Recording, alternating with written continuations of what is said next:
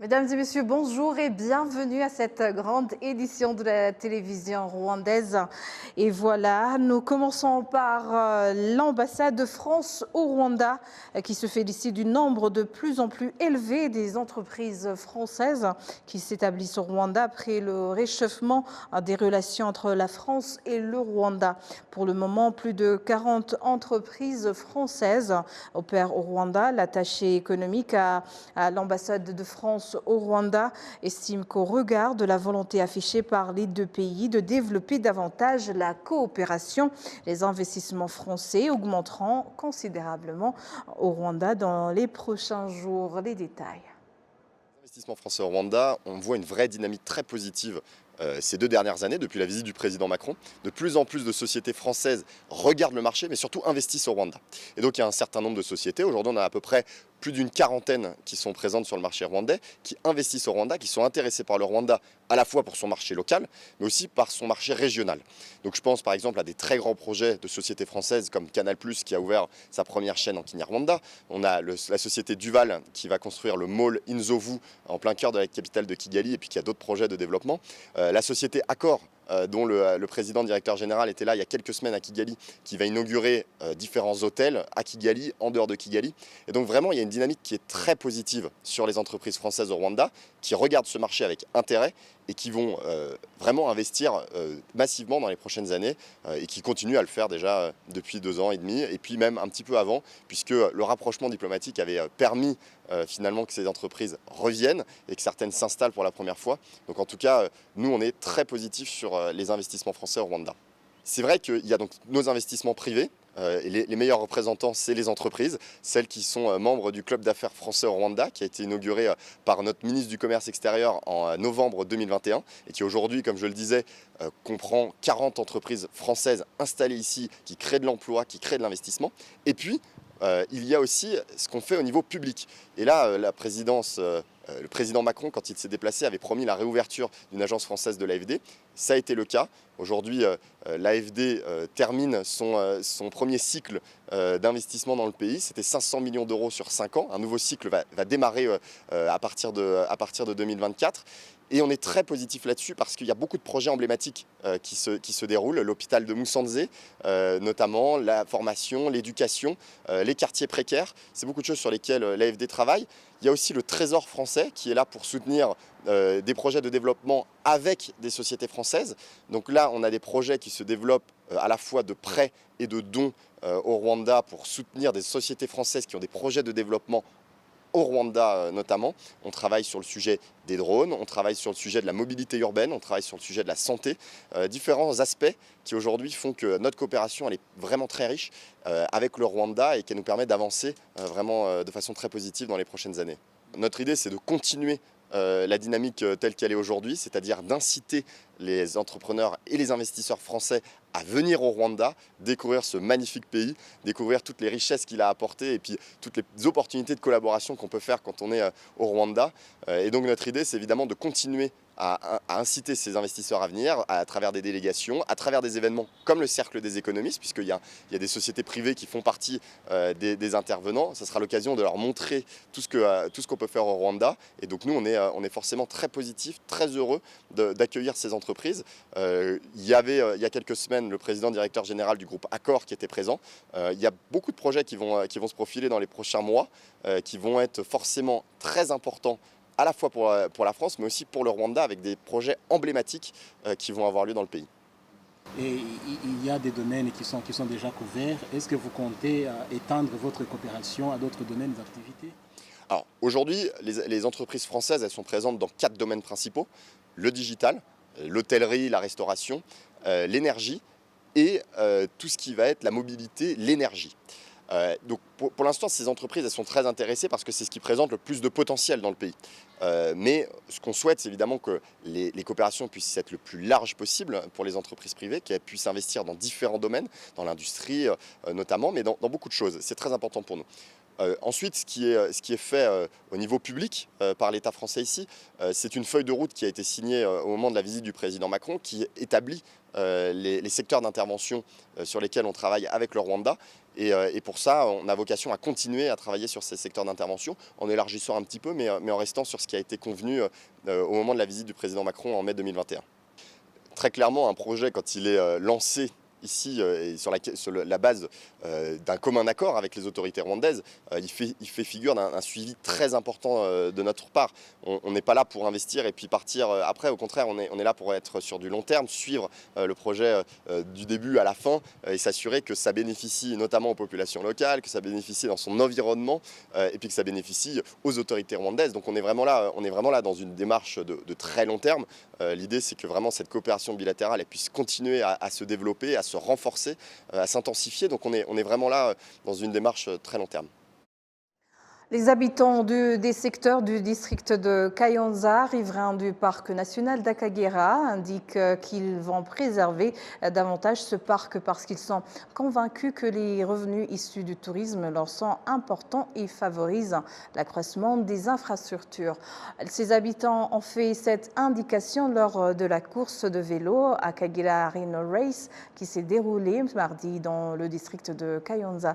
Les détails avec Kassim Youssouf. Certaines activités de développement socio-économique dans le district de Kayonza concernent notamment la pisciculture, l'agriculture, l'apiculture, l'art et l'artisanat. Les habitants riverains du parc national d'Akagera dans les secteurs de Rwingwavu et Kayonza indiquent qu'ils vont préserver davantage ce parc parce qu'ils le considèrent comme un fonds qui leur distribue des revenus. Nous sommes témoins des bienfaits que nous accorde le parc et on ne peut pas supporter que quelqu'un le détériore alors qu'il nous est important. Il y a d'autres choses qu'on fait pour nous en tant qu'habitants vivant à proximité du parc en nous donnant notamment du bétail pour l'élevage et des apiculteurs obtiennent du soutien et d'autres trouvent du travail rémunérateur. Le parc nous permet d'avoir du travail au jour le jour. J'ai par exemple eu un travail temporaire qui m'a permis de gagner 50 000 francs rwandais et j'ai passé de bons moments de fête avec ma famille. Tels sont les bénéfices du parc national d'Akagera dont nous sommes voisins. Il y a un voisin à moi à qui on a donné une chèvre pour l'élevage. Je ne peux laisser personne détériorer le parc, d'autant plus que je suis très près de la limite et c'est là où je cultive. La course à vélo annuelle Akagera Rhino Race est organisée afin de faire connaître et se réjouir du retour des rhinocéros dans le parc de l'Akagera.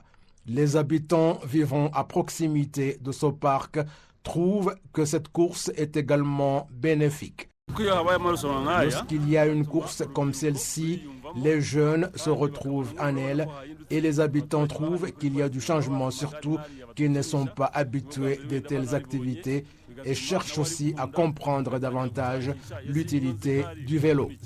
Le directeur adjoint en charge de l'harmonisation du parc d'Akagera et la population Ishimwe Fiston indique qu'il y a des projets de développement de la population de Kayonza qui ont été élaborés.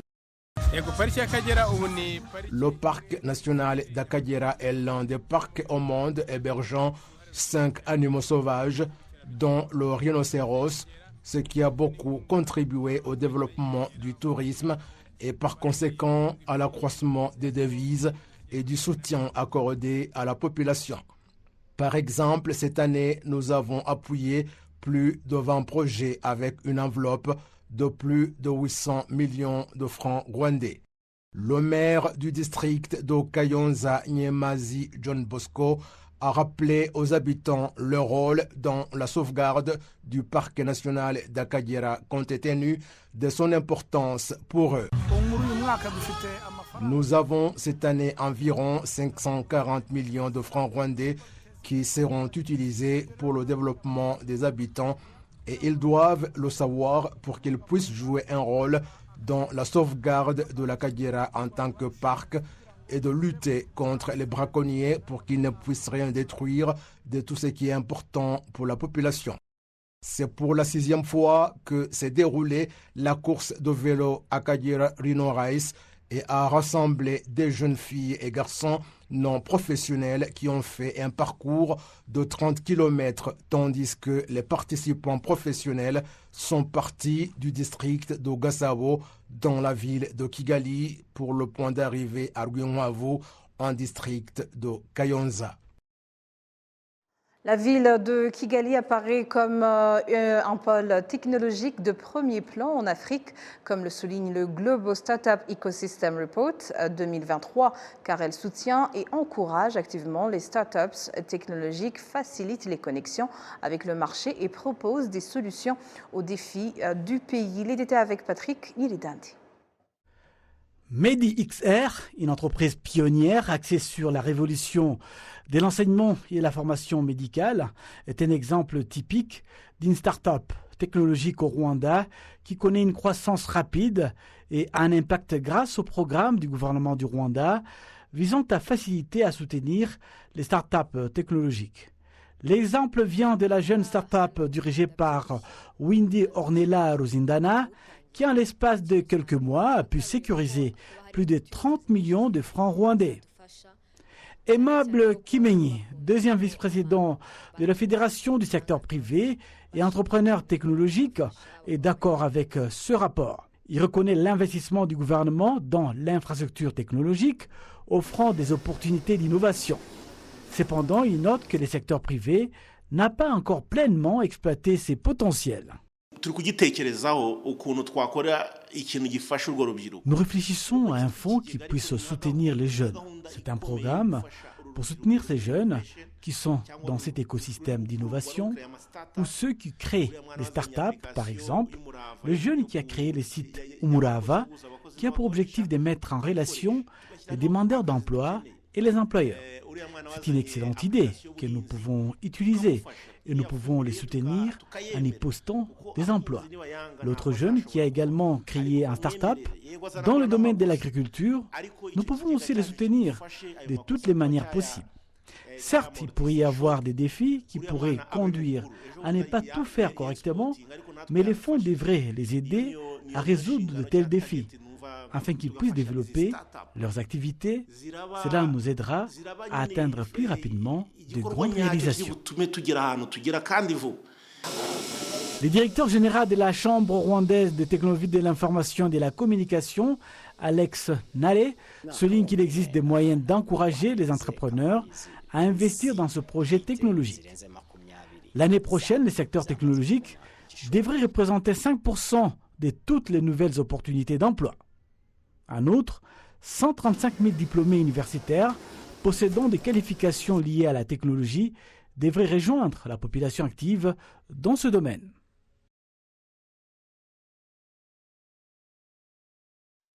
À présent, tout à l'heure, nous allons parler de dépression. Les experts dans le domaine de la santé préviennent contre le risque de la dépression qui pourrait résulter, entre autres, de la chronopathologie. Ils conseillent au public de vivre le moment présent en se servant du passé comme notre maître et d'éviter la fuite dans l'avenir qui n'est pas encore arrivé. C'est ce que nous explique ici le docteur Bizoza Rutakaire, expert en santé mentale.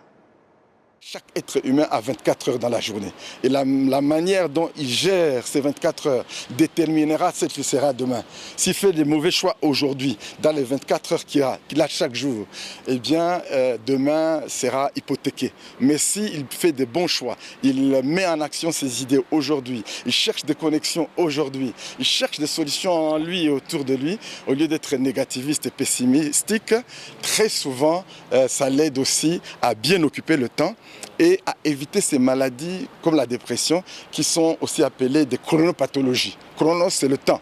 C'est-à-dire des maladies qui sont dues à l'ennui, au fait qu'on n'est pas occupé. Et donc, on va prendre la drogue, on va prendre l'alcool, parce qu'une des raisons dans la jeunesse qui amène beaucoup à consommer l'alcool et la drogue, c'est souvent soit le manque d'affection qu'ils ont trouvé dans la famille, soit les violences domestiques qu'ils voient, la maman dont est victime, ou l'atmosphère même négative de la famille. Et donc, ils vont chercher cette atmosphère apaisante, sociale, chez des pères qui ont cette mauvaise habitude de consommer l'alcool et consommer la drogue. Et ils développent ainsi la maladie mentale. Et d'autres aussi, c'est à cause de la dépression. Chez les jeunes, il y a aussi le fait que les jeunes, surtout les jeunes urbains, ne donnent pas de la valeur aux petites choses. Ne donnent pas de la valeur aux petites choses. Je suis en train d'écrire un livre qui parle un peu de la psychologie du self-development. Très souvent, on commence par des petites choses. Même dans la Bible, c'est dit, ne néglige pas les petits commencements. Il faut toujours commencer par un pas. Il y a Bouddha qui avait dit que le plus long des voyages commence toujours par un seul pas. Le pas de la décision, le pas de l'action. C'est-à-dire que les grandes réalisations de demain commencent par des petits pas un à un. Mais très souvent, notamment la jeunesse en ville, ils ne veulent pas se mouiller. S'il y a une opportunité de faire peut-être la mécanique ou bien le lavage des voitures. L'autre jour, j'étais en train de suivre un témoignage d'un monsieur qui lavait les voitures. Aujourd'hui, il a bâti sa propre maison. Il est bien, il est autonome. Donc, c'est dire qu'il ne doit pas négliger les petites choses. Commencer par les petites choses à partir des idées qu'ils ont et puis les développer progressivement. Et savoir aussi développer le contentement de ce qu'ils ont. De la grâce d'avoir un pays où il y a la sécurité, où il y a la paix, d'avoir des parents par exemple s'il y en a, ou d'avoir des opportunités, même si ça n'arrive pas à tout ce qui peut les satisfaire, être déjà content du moment présent. J'aime beaucoup lire les livres de Eckhart Tolle qui parle beaucoup de la psychologie et de la philosophie, du pouvoir du moment présent. Il a écrit un livre intitulé Vivre la paix intérieure, surtout en développant le pouvoir du moment présent. Parce que le moment présent, c'est ça qui va déterminer demain. Et hier est déjà passé, il est notre enseignant, dont nous tirons des enseignements, mais nous devons bâtir aujourd'hui ce que nous serons demain. Et au lieu de nous préoccuper pour que la peur de demain nous paralyse, nous devons bâtir aujourd'hui, prendre des décisions, faire des choix et des actions qui vont nous bâtir un meilleur lendemain. Car tant que l'on vit, il y a de l'espoir. À présent, direction la culture. Hier, il y avait un concert, un méga concert de l'artiste Ruti Joel.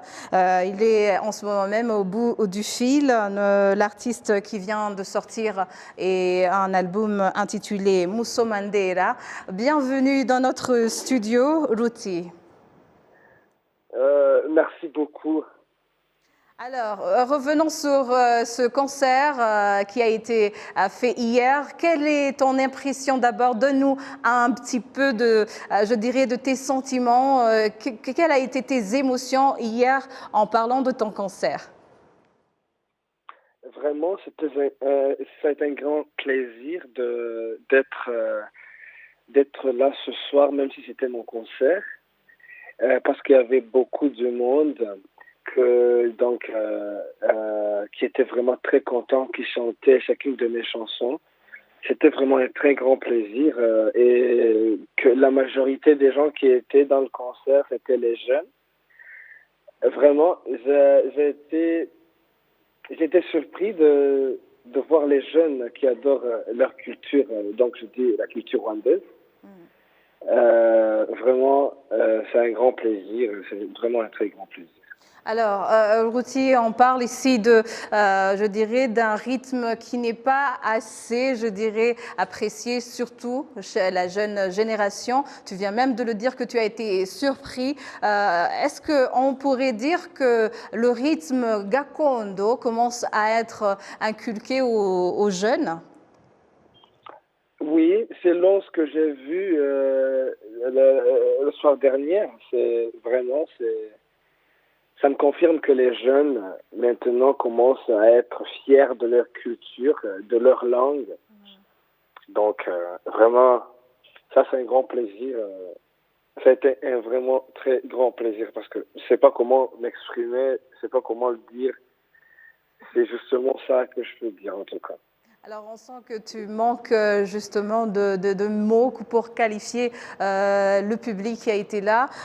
Il y a certains qui ont dit aussi être surpris, je dirais, du nombre de spectateurs qui étaient là, du public, par rapport au rythme Gakondo. Il y avait des jeunes, il y avait des adultes, il y avait certains officiels qui étaient là, parlant de la secrétaire générale, Madame Louise Mushikiwao. Est-ce pour toi, je dirais, un pas vers, je dirais, ton développement musical? Oui, c'était vraiment un très grand plaisir parce que c'était aussi une surprise de voir Louise Mushikiwabo qui était là à mon concert. Donc, c'est vraiment, les jeunes commencent. Donc, là maintenant, ils aiment parce qu'ils me l'ont montré qu'ils aiment la culture rwandaise, ils aiment Gakondo. Et donc, parce que Gakondo, c'est un style de tout le monde. C'est pour cela que vous avez vu les adultes et les jeunes. Ça veut dire que ça nous concerne tous, mais puisque, donc, c'est juste, ça demande que tu sois seulement rwandais, que tu dois aimer le rythme. Parce que ça touche à ta culture, ça touche à ta langue, à comment vous dansez. Donc, comment vous vous exprimez quand vous êtes en joie. Voilà, c'est comme ça. Nous dansons comme ça, donc le Rwanda, on danse ce style. Quand dans les mariages, dans tout. C'est la culture. En fait, c'est un très grand plaisir, en tout cas. Alors, Ruti, nous achevons cette année 2023. En tant qu'artiste, comment vois-tu l'industrie musicale ici au Rwanda? C'est de 2023. 2023. Oui. 2023, la musique rwandaise et l'industrie de musique a été vraiment un succès parce que on a eu beaucoup de concerts cette année. Donc la musique rwandaise et l'industrie rwandaise commencent à comprendre que ce qu'on fait, c'est un job, c'est du travail, c'est quelque chose qui demande du temps. Donc il commence à connaître, et déjà il connaît maintenant, parce que je crois que 2023, c'est l'année qu'on a eu beaucoup de concerts ici au Rwanda, à Kigali. Donc vraiment, je crois que le reste, c'est que les concerts de culture, des chanteurs qui chantent, ou les nouveaux qui viennent dans l'industrie, sachent qu'ils doivent avoir une identité rwandaise, dans ce qu'ils font, en fait. Alors, l'avant-dernière question, quelles sont tes prévisions, je dirais, personnelles et aussi en matière musicale? Tu dis? Quelles sont tes prévisions musicales, personnelles pour l'année 2024? Y a-t-il d'autres concerts? Y a-t-il d'autres projets? Il y a beaucoup de projets, surtout que l'album Musomande n'est pas encore terminé. Il y a d'autres projets sur Musomandera donc c'est une surprise de l'année 2024. Je ne sais pas si ça va sortir en 2024 parce que c'est un très grand travail. Mais bon, je continue à y travailler sur comment je peux prendre un autre style Gakondo pour le moderniser dans des chansons comme Ikiko, comme toutes les chansons que je fais, mais un peu plus de traditionnel, de moderne. Donc, ce fusion, quoi. Ah ouais. Alors, en parlant de modernité, la façon dont Feu Yvan Bouravan a aussi fait, je dirais, cette modernité par rapport à ses chansons. Hier même, vous l'avez rendu hommage avec son nouveau clip, avec Ish Kevin. Que représente-t-il pour toi personnellement, Yvan Bouravan? Un ami, un frère, quelqu'un qu'on a bossé dessus très longtemps à ce projet, quelqu'un qu'on a causé beaucoup de choses à ce sujet de la culture, de ce fusion, de l'identité, de tout. On a mon album, il a participé à mon album, Moussa Mandela. J'ai participé aussi à son album 3G. On vivait ensemble, on faisait tout ensemble, même dans le troupe, on était ensemble. Vraiment, Merci. un Merci grand beaucoup, Ruti Joël, et je dirais bon courage pour ce qui est dans le futur, hein, et aussi meilleurs vœux. Merci, meilleurs vœux aussi à tous les Rwandais, et je les aime beaucoup, et vous également.